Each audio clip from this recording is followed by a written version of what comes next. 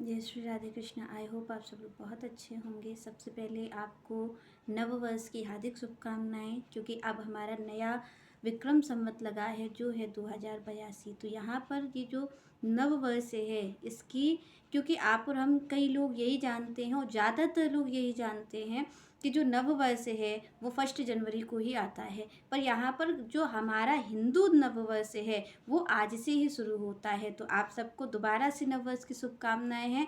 और आप और हमें इस चीज़ को बताना चाहिए, जो अपने बच्चे हैं जो नहीं जानते हैं, क्योंकि आज की जनरेशन, क्या पिछली जनरेशन भी बहुत कम ही जानती होगी, क्योंकि आप और हम ऐसे रह रहे हैं लोगों में जो कि यही जानते हैं कि नया साल तो 1 जनवरी को ही होता है और आप और हम उसी दिन सबको नए साल की शुभकामनाएं देते हैं। पर जो हिंदू नववर्ष है, जो हिंदुओं की शुरुआत है, जो हमारी संस्कृति है, वो तो यही है कि नववर्ष आज से ही शुरू होता है। तो यहाँ पर इसीलिए हमारे यहाँ ऐसा नियम बनाया गया कि हमारा नववर्ष को हमें कहना नहीं पड़ता है कि नववर्ष है। आप जिधर देखेंगे उधर आपको नया ही नया नज़र आएगा, क्योंकि प्रकृति नया कलेवर ओढ़ लेती है। तो वहाँ पर आप और हमें ये बताना नहीं पड़ता, क्योंकि जब हम जनवरी को विश करते हैं 1 जनवरी को, तो आप और हमें कहना पड़ता है कि हैप्पी न्यू ईयर, नया हो गया, जबकि नया कुछ घटा नहीं है। ना तो नया प्रकृति में कुछ हुआ है, ना आपके जीवन में कुछ नया हुआ है। तो आप क्या नए वर्ष की शुभकामनाएं दे रहे हैं। पर यहाँ पर आप और हम देखें कि जब आज आप और हम देखेंगे चारों तरफ, तो पूरी प्रकृति जो है वो नए रंग में रंग गई है। नए नए फूल आ रहे हैं, नए पत्ते आ रहे हैं, नए फल आ रहे हैं। तो आप और हम देखें कि वाकई में नया नववर्ष जो है वो आज ही है। क्यों है? क्योंकि आप और हम देख पा रहे हैं कि भाई नया हो रहा है। आप देखेंगे मौसम कितना अच्छा हो जाता है, उसमें भी नयापन है, नदियों का जल भी साफ हो जाता है। तो चारों ओर जो ताजगी है, जो नयापन है, तो इसीलिए हमारे यहाँ ऐसा विधान रचा गया। और सांस्कृतिक तौर पे तो नया साल सही बात में आज ही है, क्योंकि आप और हम उसे तो मनाते हैं, क्योंकि वो विदेशी रीति है और हमारे देश में जो अंग्रेज हैं वो शासन करते रहे हैं। तो हमें यही लगा है कि नववर्ष वही होता है। बस सही मायने में जो हमारा नववर्ष है, जो हिंदुओं का नववर्ष है, वो आज ही है। और इससे हमें पता भी चलता है कि जो हमारे पिछले महापुरुष रहे हैं, जो संत जन रहे हैं, उन्होंने केवल दूसरों के कहने पर नहीं मान लिया है कि नववर्ष है। उन्होंने देखा है प्रकृति भी तो नए रंग में रंग रही है, तो सब कुछ नया होता है। जब सब कुछ नया होता है तभी तो नववर्ष होगा, जब कोई नई शुरुआत हो रही होती है। आप देखिए कि जो पत्ते हैं वो पुराने झड़ करके वो अब इस वक्त नए फूल आ रहे हैं, नए फल आ रहे हैं, नए पत्ते आ रहे हैं, पूरी प्रकृति नई हो गई है। तो इसीलिए यहाँ पर हमारा जो नववर्ष है वो आज ही मनाया जाता है। और सबसे बड़ी बात नववर्ष के साथ साथ यहाँ पर ये भी है कि आप और हम कहाँ से, एक आप देखिए कि वो नववर्ष होता है जो 1 जनवरी को होता है। वो नववर्ष कैसा होता है? जहाँ पर लोग नाच रहे होते हैं मदिरा पीकर, आधी रात में मनाया जाता है। सबसे पहली बात तो ये है कि वो नववर्ष आधी रात में मनाया जाता है। और कैसे मनाया जाता है? वो मनाया जाता है मदिरा पी करके, नाच करके। उसका परिणाम क्या आता है कि कई लोगों का जीवन खराब हो जाता है, कई लोग एक्सीडेंट करके मर जाते हैं, कई रेप केसेस आ जाते हैं। तो जितने भी गलत परिणाम हैं वो क्यों आते हैं? मदिरा के कारण। तो जो उनका विदेशी नववर्ष है वो मदिरा पी के, नाच करके मनाया जाता है।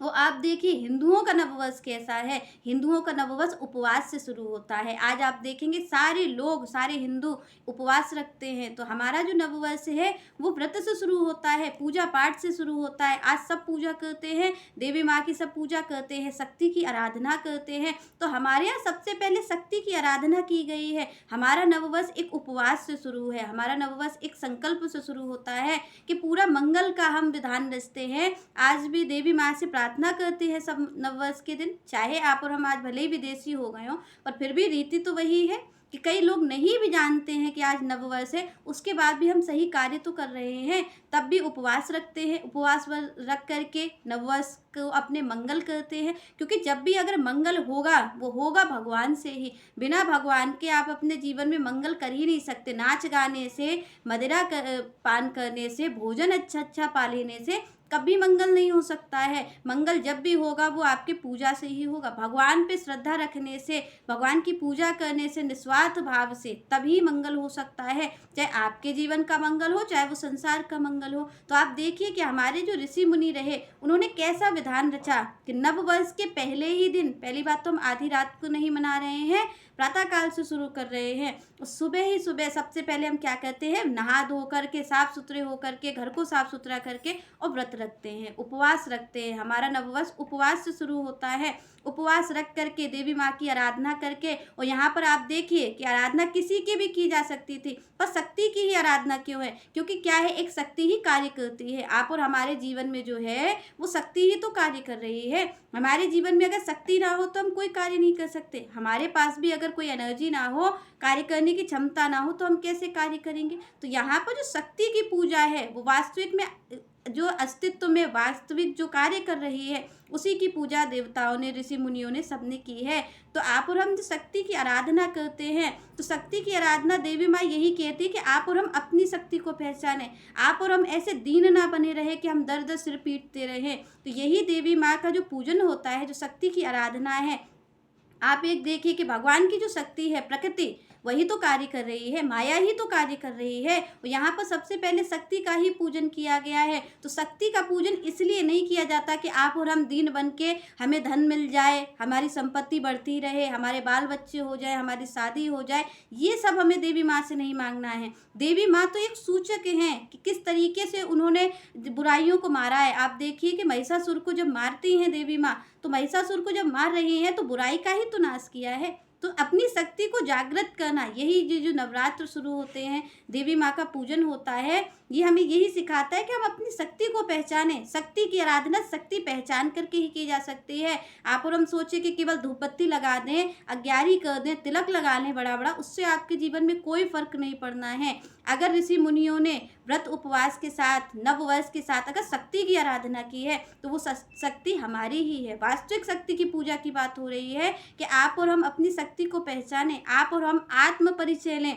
क्योंकि जब तक आत्म परिचय नहीं होगा, देवी माँ ने अपनी तो शक्ति को पहचाना है। आप देखिए जब वो काली बनी, तो काली बनने से पहले तो वो भोले बाबा के पास गई ना कि आप इनका कर दीजिए, आप ही मार दीजिए रक्त बीज को। तो भोले बाबा क्या कहते हैं माता जी से कि आप अपनी शक्ति को पहचानिए, आपके अंदर भी शक्ति है। तो वो शक्ति जब उद्गृत हुई है, जब वो शक्ति बाहर आई है, तो माँ काली का रूप बन गया है, उन्होंने रक्त बीज को मार दिया है। तो यहाँ पर जब ये संकेत हमें मिलता है कि शक्ति कौन है, ये हमारा आत्मबल, जो आप और हम दीन बने घूमते हैं, दर दर पे हम सिर पीटते घूमते हैं, मांगते घूमते हैं। तो यही संकेत है कि आप और हम अपनी शक्ति को पहचानें कि हम कौन हैं। जब हम अपनी शक्ति को पहचान लेंगे, तभी ये जो कामनाओं का रक्त बीज है तभी मारा जा सकेगा। क्योंकि जो रक्त बीज है जिसको मारा है माता ने, आप देखिए कि जो देवी माँ है, ये ही तो शक्ति का प्रतीक है कि उन्होंने वध किया है, जो दुष्ट हैं उनका वध किया है। तो अपनी शक्ति से ही तो किया है। वो शक्ति क्या आप और हम में नहीं है?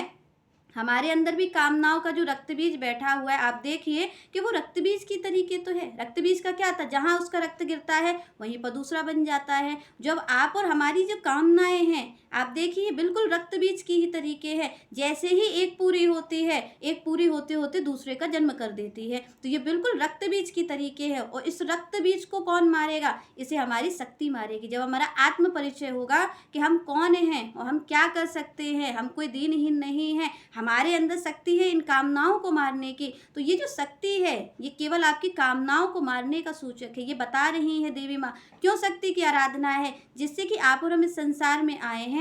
तो इस कामनाओं रूपी, ये जो कामना रूपी रक्त बीज है, इसको हम मार सकें और मार करके अपने जीवन को सुखी कर सकें। क्योंकि जब तक ये कामनाओं का रक्त बीज आपके हमारे अंदर बैठा है, तब तक हमें 1 मिनट के लिए भी ये चैन नहीं लेने देगा। आप देखें जब रक्त बीज आया संसार में, तो क्या उसने किसी को अच्छे से रहने दिया? वो ऐसे ही कामनाएं हैं हमारी। आप देखिए ये कामनाएं तो हमें करवा रही है। तो आप और हमें देवी माँ का पूजन करना है, पर उसके साथ साथ ये भी जानना है कि क्यों करना है। आखिर शक्ति की ही आराधना क्यों की गई है? आराधना तो कोई और भी हो सकती थी, पर क्यों शक्ति की आराधना की गई? क्योंकि जो शक्ति है वही दुष्ट का वध कर सकती है। और हमारे अंदर दोनों ही है। हमारे अंदर वो रक्त बीज भी है, वो महिषासुर भी है, और हमारे ही अंदर देवी माँ की शक्ति भी है। दोनों चीज़ है। तो हमें अपने ही अंदर जो बैठा हुआ जो रक्त बीज है, जो दुष्ट है, उसका वध हमें स्वयं ही करना पड़ेगा। पर हम कब करेंगे? जब हम अपनी शक्ति को पहचानेंगे कि हम कौन हैं। तो हम जब इन कामनाओं का वध करते हैं, जब अपने आप को हम नियंत्रित करते हैं,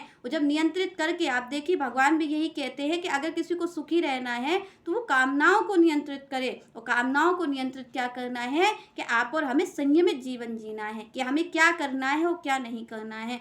जो शास्त्रों में वर्णित है वही कार्यों को हम करें और हम किसी को दुख देने का प्रयास ना करें, किसी का अमंगल ना चाहें, और चाहे हम देवी माँ की उपासना कर रहे हैं तो भी हमारा पहला जो सिद्धांत है वो यही होना चाहिए कि सर्वे भवन्तु सुखिनः, सब सुखी रहें। जब सब सुखी होंगे तो आप और हम भी सुखी हो जाएंगे। तो व्रत में कहीं पर भी ये जो स्वार्थपूर्ण प्रार्थना है, आप और हम सोचें कि जो हमारी प्रार्थना है वो पूर्ण क्यों नहीं होती, क्योंकि पूर्ण स्वार्थपूर्ण प्रार्थना है, इसलिए वो कभी भी पूरी नहीं होती। तो आप पूजन करें, देवी माँ का पूजन करें, पर उसके साथ साथ निस्वार्थ होकर के पूजन करें, और आपके जो भी जीवन में है, जो भी भाग्य में है, वो तो आपको मिलेगा ही मिलेगा। पर जब आप निस्वार्थ होकर के प्रार्थना करते हैं जगत के मंगल की, तो वो निश्चित रूप से जो नववर्ष होता है वो मंगलमय हो जाता है। तो आप और हम देवी माँ से यही प्रार्थना करें कि हम भी अपनी शक्ति को पहचान सकें, और ये जो कामनाओं का जो रक्त बीज है, जो महिषासुर है, इसको हम मार करके और अपने जीवन को मंगलमय कर सके, इस नववर्ष को मंगलमय कर सके। चलिए, आपको दोबारा से नववर्ष की हार्दिक शुभकामनाएं। नेक्स्ट चर्चा नेक्स्ट वीडियो में करेंगे। तब तक के लिए जय श्री राधे, जय श्री कृष्ण।